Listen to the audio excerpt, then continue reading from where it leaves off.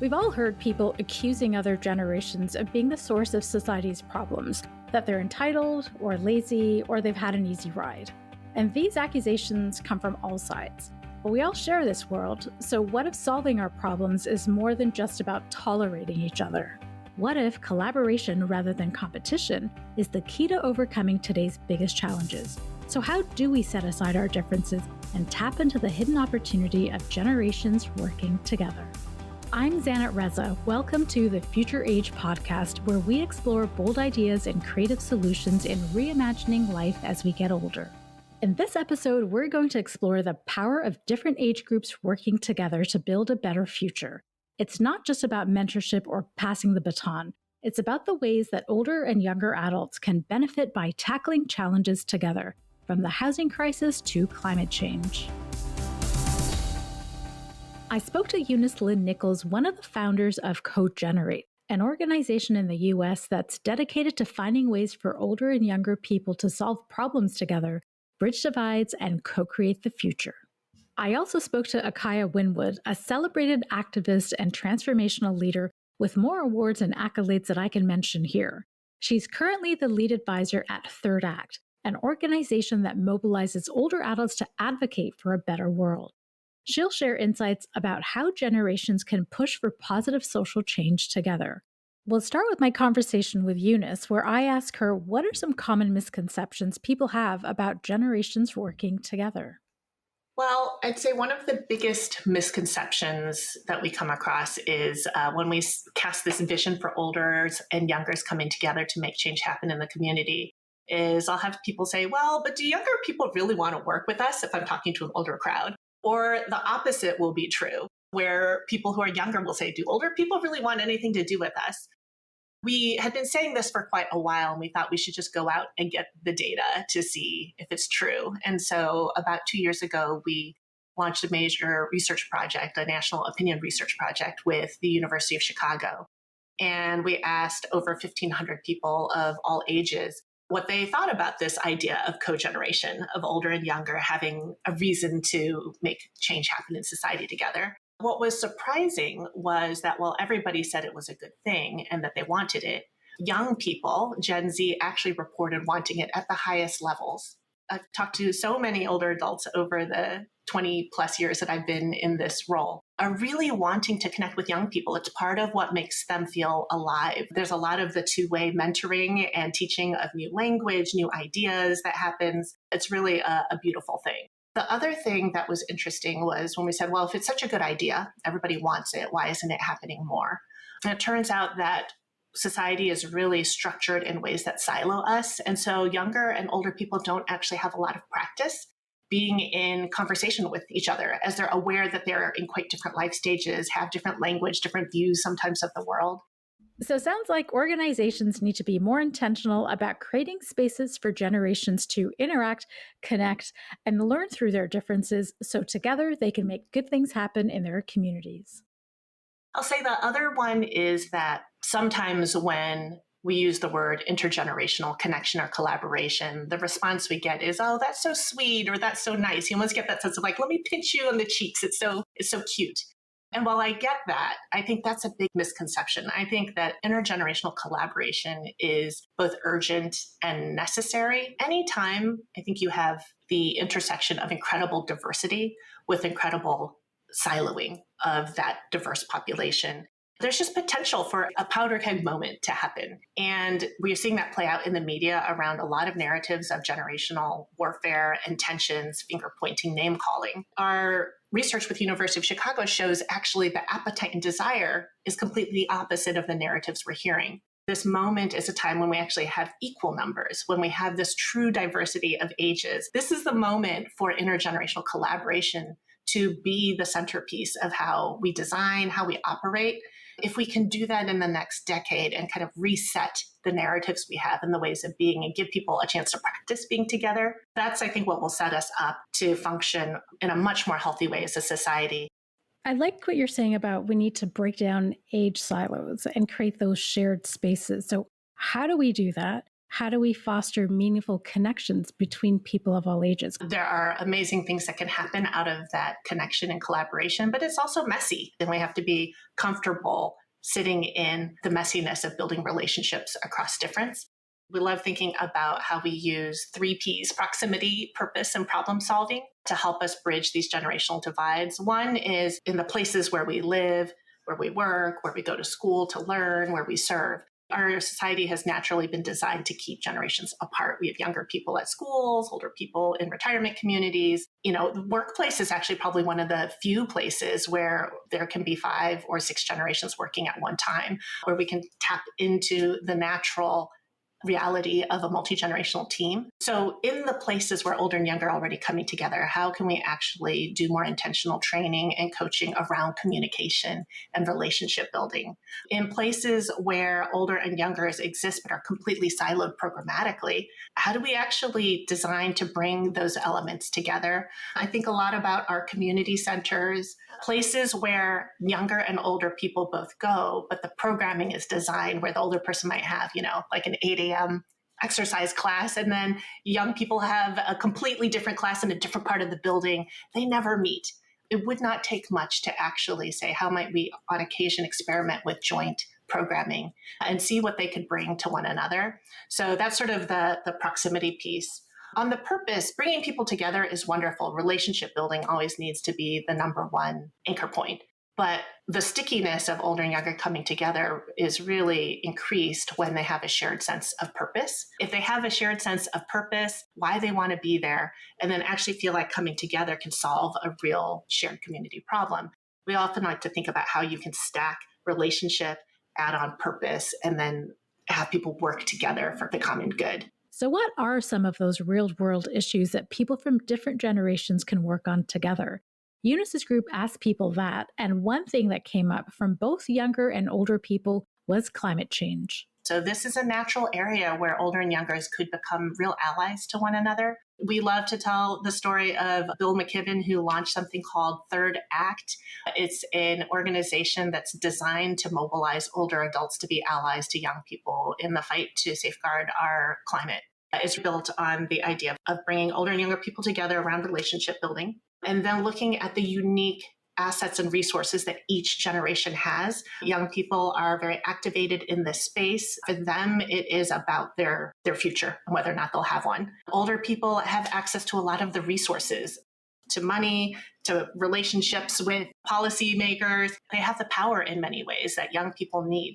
You'll hear more about Third Act later in this episode. Another problem that generations can address together is housing affordability. There are a variety of programs across the country focused on creating co-living situations between younger and older adults. That's win-win for everyone.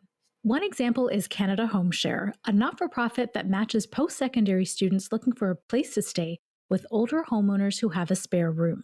The students can get cheaper rent, and the homeowners can get a bit of extra cash. The added benefit is reducing social isolation for both of them. There are other similar programs like the Canadian Alliance for Intergenerational Living in the Calgary area and Spaces Shared in Ontario. Since we're talking about shared spaces, I also wanted to get Eunice's perspective on the workplace. Workplaces are one of those spaces where people of different ages come together every day to work on shared problems. So how can organizations leverage that to encourage cooperation between age groups? Eunice says it starts with language. That's why she uses the word co-generational instead of intergenerational. We wanted a word that was more centered on taking action together. So my first piece of advice would be to be intentional about how you can center co-generation in your work, in your community, in places where you interact with others. Our workplaces will need to be redesigned, so we have to have strategies to prepare for it. I think a good place to start is to think about, many of us have started to lean into the importance of having a really robust diversity, equity, and inclusion and belonging initiative in our organizations. Age diversity is often left out of that. The places where we bring people together can be a place to start to combat that. So how can we add multi-generational, intergenerational collaboration into the places where we're really trying to center inclusion, belonging, and diversity? There's actually a group called the Age Friendly Institute that's developed certification for organizations that have policies to create a supportive workplace for people over the age of 50. These organizations can apply to get designated as a certified age-friendly employer, also known as the CAFE program. In Canada, Aging Proactively, an affiliate of the Institute, is working with 20 organizations that are part of the Tourism Industry Association of Nova Scotia. As an aside, SE Health is the first healthcare organization in Canada to get the CAFE designation. If you're interested in hearing more about the benefits of age diversity in the workplace, you should check out episode 2 of this podcast called The Future of Work. Back to Eunice's advice.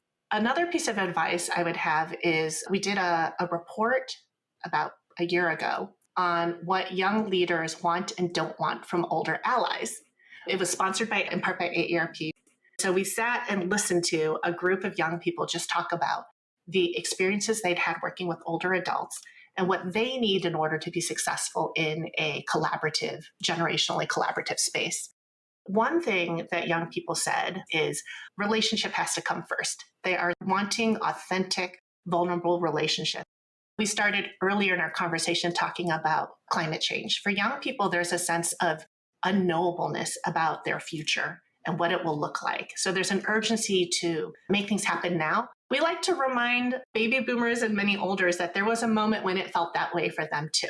It is like the legacy of our civil rights, women's rights, many of these movements felt like there was an urgency of we don't know what's going to happen tomorrow, but it's so easy to forget that. I was just in a town hall meeting where an older LGBTQ advocate said, sometimes it feels like with young people, we just think, oh, they need to wait their time. They need to learn from all the work that's come before.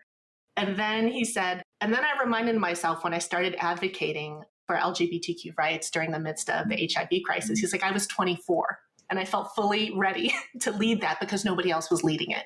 This idea that leadership can be co-generational, that older and youngers can be a team with equal power, working from different areas of expertise, but can bring that lived experience to the table, I think is going to be one of the biggest moves that we can make, proactively tapping young people, not to have a token role on the side on an advisory committee or just to like be the one person in the room so we can kind of check the box, but to say, how might we actually help olders and youngers come together in equal numbers, share in the problem solving? I think if we're able to do that, then you'll have younger people who really start to care about the issues that are impacting older adults and vice versa. And we have a shot at solving some of these things together. We've been talking about real and tangible ways to bring generations together, which benefits everyone. So what exactly is standing in the way? Eunice has thought a lot about these obstacles and how we can overcome them. The work of CoGeneration falls into 3 categories: imagination, innovation, and investment in leaders. It points to where we feel there's a deficit, this kind of failure of imagination in society to see a different path other than generations divided or a zero-sum game. The way to combat that is to tell new and better stories that are about the fact that people are coming together across these generational divides everywhere. We're not prioritizing those stories. So how might, I think we all have a role in doing that. On the innovation side, that gets at the fact that we are so age segregated. I think there's something everybody can do. If you look around and you see somebody of a different generation, we just have to step across the divide and say, how might I actually say hello and then offer to do something with that person? And the last one is really this failure of investment. So few people are actually funding or putting resources towards an intergenerational approach. Our funding streams are also siloed, funding for young people versus funding for older people, without a real view that if we could bring those two together, the Eisner Foundation, which is the only funder in the country focused on intergenerational programming, Trent Stamp will often say it's like every dollar spent twice. When you talk about the power of storytelling, are there specific stories that stand out for you? At the heart of the pandemic, there was an op-ed that came out calling young people to step up and help support getting people educated about getting the COVID vaccine shot.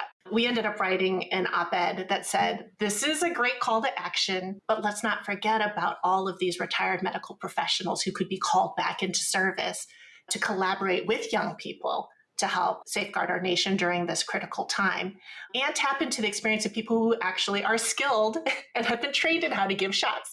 Right now, we are experiencing that around voter registration as we come up on a really important time in our country's history. There are a number of older organizations, Third Act being one of them, CoGenerate being another, that are forming new partnerships with organizations that are all about young people, 18 by vote, do something, new voters. They're actually really eager to have older adults in the room to share stories of like, what was it like for you the first time you voted? How do you hear stories of older immigrants who have come here and that the right to vote, to be given that in this country, means something deep and profound? I think young people need to be re-inspired on why to be involved in our country's democratic process. You can't do that if you just have a room of young people trying to get people registered to vote. You need the elders in the room too, that there is no expiration date on giving back and engaging in the community. Eunice mentioned the organization Third Act a couple of times when she talked about finding shared purpose. Third Act's mission is to mobilize people over the age of 60 to get involved in advocacy. That work involves engaging with younger generations as well. I got in touch with the lead advisor at Third Act, Akaya Windwood. She calls herself an author, a coach, and a rabble-rouser. She has an impressive background in advocacy. In fact, she recently joined forces with Jane Fonda and Bernie Sanders to get the vote out for the Kamala Harris presidential campaign. Among her many accolades, she was an Ella Award recipient from the Ella Baker Center for Human Rights and was one of Conscious Company's 30 world-changing women in 2018. We talked about what she learned about working with younger people and how to push for change together. But first, I wanted to hear more about her fascinating background that led her to this work. I'm literally born an activist. My parents were both presidents of the NAACP way back in the 60s. I was on the first bus to integrate San Bernardino City schools here in California. And it didn't occur to me to think otherwise, right? And at the time, there were only 8 of us on that bus. So we were dropped off, 2 Black kids per white school. I remember how lonesome I was because I'd come from a very active Black community, and here I was in this white community that had no interest in any of us being there. And we persisted, and life is different now. So I don't remember a time when I wasn't an activist, even though I would never have called myself such a thing. And I still don't really. Rabble-rouser is a much better term for what I do. I love that. So maybe if you could tell me a little bit about Third Act, because it's an organization that you've co-founded. And, you know, when I was looking at your YouTube clip with the Bioneers Conference in 2023, the one part that really resonated with me was when you talked about we need to re-engage in social activism. And this is for folks over the age of 60. But the part that I loved was when you talked about re-engaging through kindness, music, art, community, and healing. And I thought that is so beautiful, and that really transcends generations. It does. I mean, when I think about the soundtrack of my teenage years in, the 60s and 70s, still it's very bright. It's, disco and Crosby, Stills, Nash and Young and all the, hopeful songs that we were listening to that were in many ways a background to the times. And this was when the anti-war movement was going on, and the women's movement, and the American Indian movement, and civil rights, and the beginning of the LGBTQ queer movement. I mean, there were so many movements that were happening at that time, and music was a huge part of it, and art was a big part of it. So that seems to have stayed somewhat steady, even as the movements have changed quite a bit over the years. How we go about organizing, how we go about our activism, the mechanisms by which that happens have changed drastically. Whereas, we would put a poster on a wall and hope that enough people saw it. And now it's online and in many venues, and that's part of why Third Act actually came into being. Part of the reason that we have some of the values that we have around kindness and welcoming, celebration. Well, that's been really important to me my whole life. I believe deeply that if we're going to have successful social movements, they've got to include the part of us that is joyous and human and celebratory. Otherwise, it's kind of a drag. Why bother? I wish that our social movement celebrated more, that we could take a breath and go, wow, that happened. That is a key cultural component to Third Act, that we do witness and pause and celebrate and be grateful for the contributions that everybody's making. One of the things you talk about is working with other generations. And it's a matter of stepping beside those generations versus in front of generations to say, hey, we are the elders, we have all the answers. Maybe you could speak to some of that intergenerational work that is happening and needs to happen. My favorite work right now. I love talking with the next generations because you all are thinking very differently than we are. For those of us who are over 60, we were raised in a particular cultural time frame. I like to joke that we were the first generation to ever go through puberty and the very first generation to ever have children or get homes or any of that. And we're probably going to be the first generation to ever die, right? We kind of got taught that the world begins and ends with us, and we're the smart generation, and we're the big generation, and all the things. Well, it's not true. We are smart, we are a big generation, and there's a lot we don't know. I was talking with a young friend of mine several years ago, and I said, maybe it's time for us to step aside. And she said, no, it's not time for you to step aside. It's time for you to step beside us, so that we can count on you, we can lean on you, we can, have access to your wisdom, but it's time for you to get out from in front of the room. And I said, you're right. That's absolutely right. So that's part of why I love these cross-generation conversations, because I can get out from in front of the room and actually learn some things. It's so much fun. Sometimes I'm uncomfortable because I like to feel like I'm right? That I'm wise and I know a lot. Well, that's true.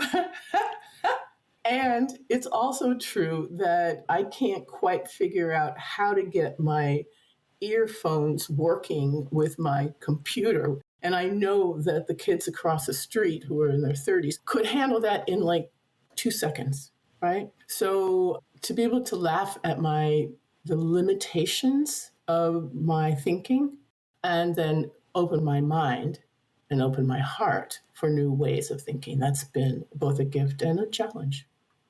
So picking up on that, you talk about the joy of working with people of different ages. What are some ways to foster that kind of collaboration? First of all, we need to have some humility, right? It's on all sides, right? And the kind of, oh, okay, boomer, that's not going to be helpful. Or if I'm bringing my, millennials are, slackers, none of that. Setting that aside so that I can say, oh, here I am in conversation with this amazing person. What will we learn from one another?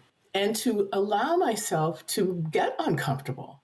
When we're thinking about mobilizing people of different ages towards activism, what role does storytelling play? I think it is about creating the circumstances by which we can hear each other's stories.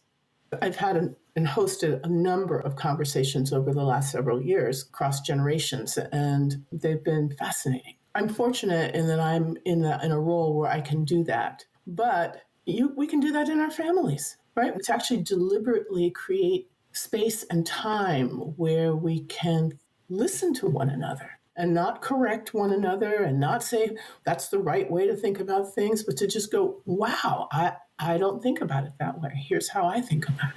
And to interrupt any patterns of competition of who's got the righteous way to think about something or do something, and to step into more curiosity. We've heard this idea now from both Eunice and Akaya. We can redefine our world by changing the stories we tell. That's something I'm familiar with in my work. At SE Health, we launched an initiative with Covenant Health called Courage Action for Better Aging, where we invite current and future older adults to work together so they can age on their own terms. A key element is making sure people feel a sense of self-worth and connection to their communities. Third Act has excelled at building that sense of purpose, so I wanted to get Akaya's perspective on how they've been so successful at mobilizing older adults. I think what we did was tap into an unmet need that we didn't know, because it shocked us, I have to say. What? How did this happen so quickly? And I want to lift up the staff right now because they've done an amazing job. I think more than anything, we offered an opportunity for people over 60 to either come back to activism or become part of an activist organization for the first time in their lives, for some, right? Because we are a generation that cares. And I think because of generational issues, we didn't have ways to actually engage in social movements that are happening now. And so we said, well, here's a platform. Let's all go do something amazing. And people started going, yes. And people began to self-organize in regions and professions and made working groups. We actually help the working groups organize themselves. That's a lot of what we do. So if we're going to, march in the streets, let's dance. I think in many ways, a lot of folks are isolated because of age. And so this became a way for people who had been isolated to interrupt that and become part of things again. I love what you said in terms of, if we're going to march, we might as well dance. I can totally picture that. Can you give some specific examples of success, and particularly around climate change? We are in conversation with the 4 major banks around divesting from fossil fuel. And, they're listening. People over 60 in this country own 70% of the wealth. That's a lot of imbalance. As a generation, we have a lot of resources. We also have time. If I'm the CEO of Citibank, for instance, and we've got a bunch of people over 60 with a whole lot of money saying, we want you to rethink your investment in fossil fuels. I'm going to pay a little more attention, I think, than perhaps I might to other folks. Do you think ageism plays a role in creating change? Because on the one hand, you're saying people are paying attention because 70% of the wealth is held by people over the age of 60. I was having conversations with a group of older adults around organizing for a social movement. And they said, well, got to get younger people involved because no one's really listening to us because of our age. That's definitely a piece, without a doubt. But I would argue that we're not listening very well either. We can get very judgmental. And when people get judgmental, other people tend to tune out. So is ageism real? Absolutely. I think it's really about having the conversations that are necessary now across generations that will interrupt some of the ageism that we experience, but also we can be disparaging of the next generation. So being able to be a good elder is important. And very many of us did not get good eldering. So how do people become good elders? Listening, opening up our minds, being willing to support. I think that's probably the biggest gift we as elders can offer. To say, what do you need from me? How can I help? You can count on me. I'm here. As opposed to let me be out in front of everything. Let me still be the mouthpiece for everything. No, it's not time for that anymore. And so part of the challenge, I think, is for those of us who are over 60 to stop being ego invested in our work or who we are, but to be more invested in our role as making sure the next generations have what they need in order to create a world that we're not going to be part of. At the end of every episode, we ask all of our guests the same question.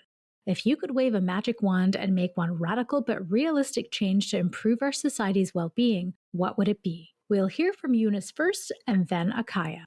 There are so many things I would wish, but okay, if I could do one, the broadest category is I would say I would want to make cogeneration the norm in society, our default position.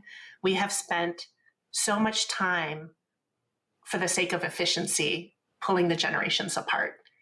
And if I could wave a wand, I would fast forward us to the point where we've put those pieces back together.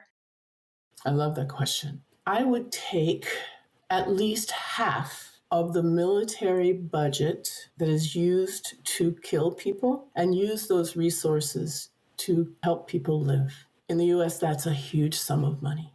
Imagine if we invested in our schools and we invested in the well-being of our older people. And we had education for everybody who wanted it for free. And healthcare were free. And we had universal basic income. And these are all things that would absolutely be possible. A small thing perhaps, but No, it's not a small thing. If I could wave my wand, we would start there. And that would be year 1. Year 2 would be having it again. Year 3, we would slowly reprioritize our collective intelligence and commitment to one another toward creating the conditions for life, both for humans and the rest of all life on the planet.